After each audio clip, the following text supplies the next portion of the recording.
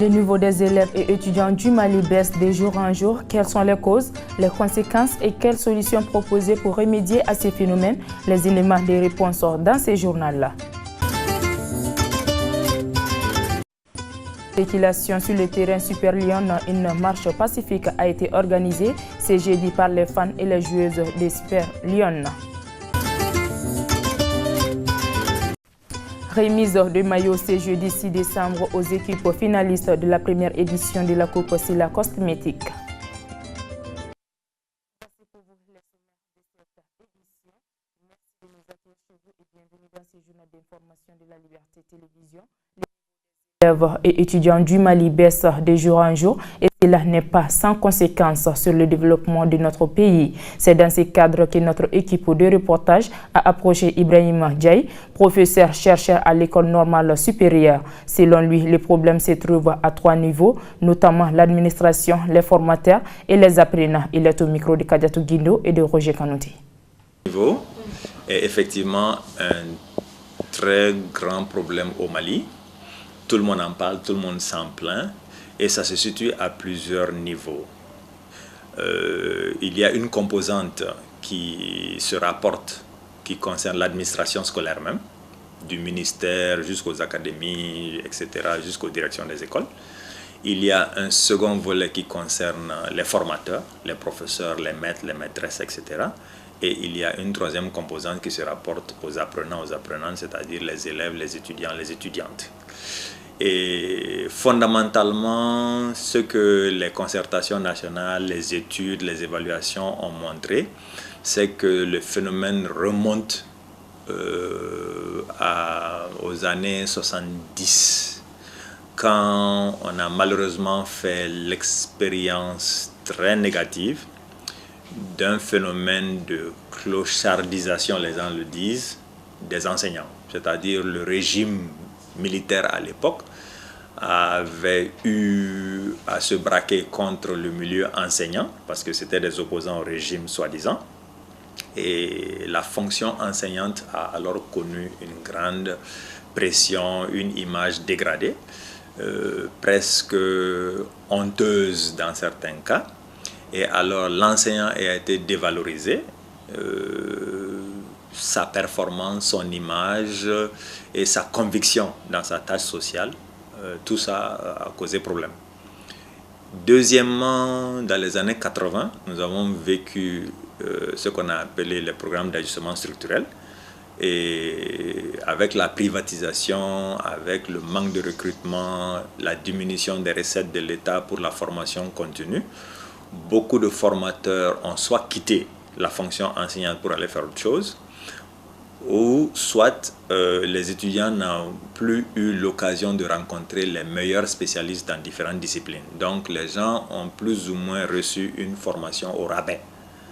Alors cette génération-là, formée dans les années 80, qui aujourd'hui se retrouve aux affaires en train d'enseigner ou d'occuper des fonctions par rapport à l'éducation, n'étant pas bien formés eux-mêmes, ces personnes-là, ou ces générations-là elles-mêmes ayant eu des lacunes dès le départ, naturellement ne peuvent que produire des résultats limités. Les conséquences, c'est ce que nous vivons. C'est premièrement le fait que l'école n'est pas du tout performante. Deuxièmement, c'est le fait que nos produits, entre guillemets, c'est-à-dire les diplômés qui sortent de nos systèmes d'enseignement, ne sont pas, en général, ne sont pas bien formés. Donc ne peuvent pas remplir les tâches pour lesquelles ces étudiants, professionnels comme dans l'enseignement général, ont été formés. Donc les gens ont des diplômes, mais au-delà de la connaissance théorique, quand on leur demande de passer à la pratique ou de démontrer sur le terrain concrètement quelles sont leurs compétences, quelles sont leurs aptitudes, on remarque tout de suite de très grosses lacunes. Et il y a le côté inadéquation entre les filières de formation et les besoins du marché de l'emploi. Donc nous avons des gens qui ont la tête remplie de choses inutiles au niveau de la société. Ça, c'est une très grande conséquence. Et donc, ça fait que le taux de chômage ou le taux de sous-emploi aussi augmente parce que les gens ne peuvent pas donner satisfaction aux employeurs potentiels, que ce soit dans les organismes, que ce soit au niveau des structures étatiques, que ce soit dans le privé. en général, les diplômés maliennes, les diplômés maliens ne sont pas performants au point de donner satisfaction à ceux qui veulent bien les employer. Donc ça, c'est le gros problème. C'est-à-dire que l'école a trahi sa vocation d'insertion sociale ou de réussite sociale. L'école ne prépare pas les gens pour se rendre autonomes au plan professionnel. Je pense qu'il y a 3 approches. Comme je le disais tantôt, une des lacunes, c'est au niveau de l'administration. Donc, il y a des choses à corriger au niveau de l'administration, notamment quand il s'agit de donner les moyens aux étudiants d'opérer comme ça se fait au niveau international, c'est-à-dire faire que nos apprenants soient dans les mêmes conditions, dans les mêmes dispositions que les normes internationales l'exigent. Deuxièmement, recruter des gens qui ont la conviction ferme que l'enseignement est leur passion, leur plan de carrière, donc des gens qui ont la vocation pour enseigner, qui ne viennent pas à l'enseignement simplement parce qu'il n'y a pas autre chose, on n'a pas trouvé de travail, etc. Donc des enseignants, des professeurs vraiment convaincus et performants. Et troisièmement, se rassurer que le cycle depuis le primaire jusqu'au supérieur correspond à un schéma vraiment intégré. Comme ça, les élèves ont des passerelles, les étudiants ont de quoi faire la formation continue et les professionnels peuvent faire la liaison entre la formation académique et le monde du travail. Si nous travaillons à ces 3 choses en même temps, je pense qu'il va y avoir un déclic salutaire. Sortis en grand nombre pour montrer leur soutien au Super Lion d'Amdalaï, une marche pacifique a été organisée en face du terrain pour montrer leur mécontentement à Lassana Kone qui a commencé à travailler sur le terrain à Wakamisoko et Roger Kanouti. Créé depuis 1994, le club des Super Lions d'Amdalaï est un club de football féminin de première division qui fut plusieurs fois champion du Mali et a obtenu 3 titres continentaux.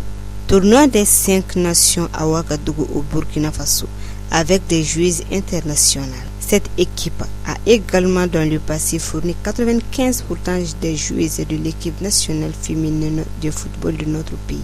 Depuis sa création, les joueuses de ce club s'entraînent toujours sur ce terrain convoité par Lassana Kone. Nous, on veut avoir notre terrain. L'objectif n'est autre chose que de libérer notre terrain.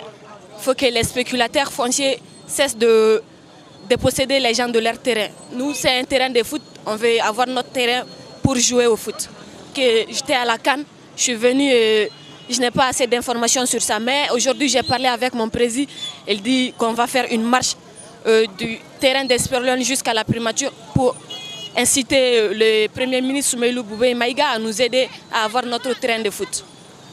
On veut notre terrain et on l'aura, Inch'Allah. En attendant, les jeunes de ces quartiers jurent de faire coûter très cher à Lassana Kone s'ils l'apercevaient désormais rôder autour de ce lieu sportif. Si la cosmétique ne cesse d'habiller les équipes participantes de la première édition de sa coupe, les finalistes reçoivent une nouvelle fois des maillots pour la finale. Cette cérémonie a été présidée par Banoufou Sila, président de la commission d'organisation. C'était ce jeudi 6 décembre au domicile du parrain Moustapha Sila. Reportage Amara Diallo, Roger Kanouti. Après avoir habillé les 4 équipes de demi-finale, les organisateurs et les parrains, les frères Sila de Sila Cosmétiques ont décidé une nouvelle fois d'habiller les 2 équipes finalistes qui sont le FC Bozola et le FC Ngolonina afin de donner à cette première édition toute sa générosité. Pour Bounafou Sila, président de la commission d'organisation, l'objectif est de tisser davantage le lien de fraternité et d'amitié entre les enfants de la commune 2 et que le fair play doit prévaloir. Vraiment, Dieu merci.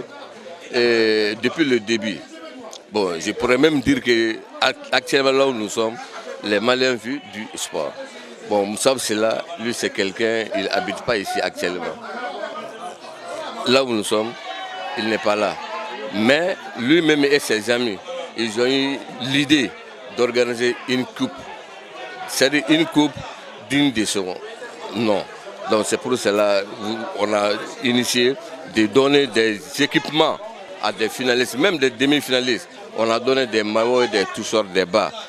Aujourd'hui, c'est les 2 équipes qui sont à la finale. Donc on a initié ça encore, on va leur donner. Tout simplement, c'est pour les motiver et leur dire le football, c'est un fair play. C'est l'union qui fait la force. On ne doit pas jeter des cailloux, on ne doit pas insulter, on ne doit pas faire des bagarres à cause du problème. C'est l'union, tout simplement. A noter que la finale proprement dite est prévue pour ce samedi 8 décembre sur le terrain Poussière Rouge de Bozola. Voilà, c'est tout pour cette édition. Merci de nous avoir suivis et bonne suite des programmes sur la Liberté Télévision.